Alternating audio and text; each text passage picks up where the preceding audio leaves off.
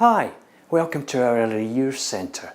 Now today what you're going to see me doing is talking to a few mums and some of our team about polar bears.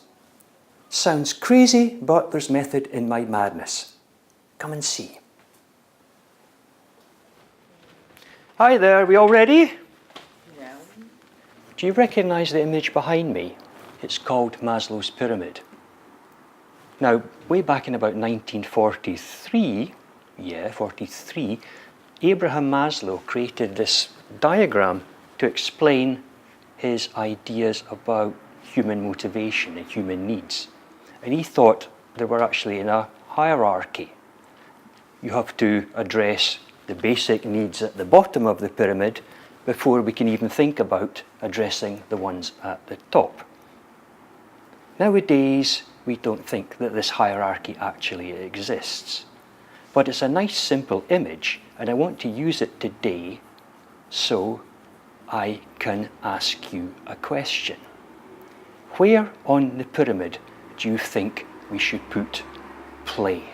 How important is play for humans? I don't want you to answer that question yet, because first I'm going to tell you a story. These are the characters in my story. Polar bear and a dog.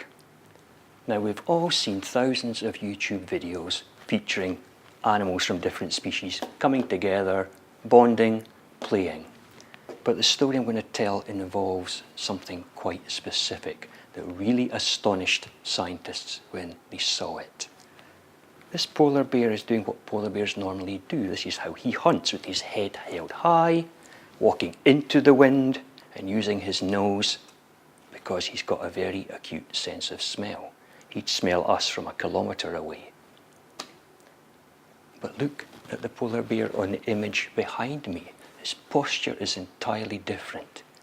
That is predation mode. It's unmistakable. He's coming in for the kill.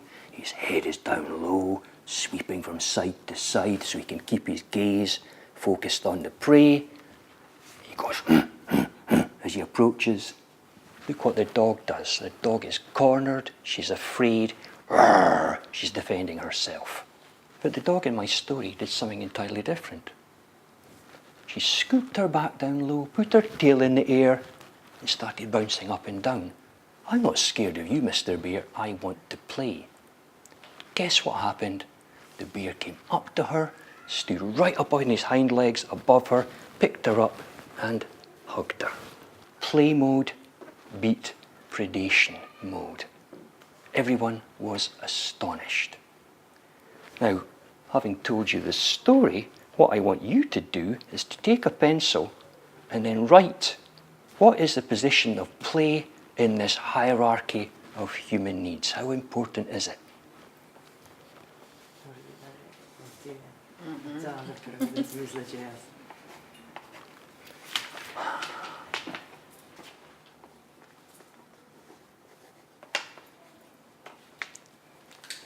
I like the fact that some of you have put play in several places, because I've actually created my own diagram on the back.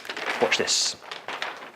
Look, what I've done is I've turned the pyramid upside down, because the evolutionary purpose of play is just so important.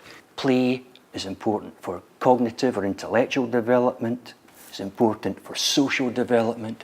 It's important for our physical development, emotional development, and right at the top, spiritual development. Children like playful adults. Adults like playful adults. Wise people are playful because play is at the centre of everything.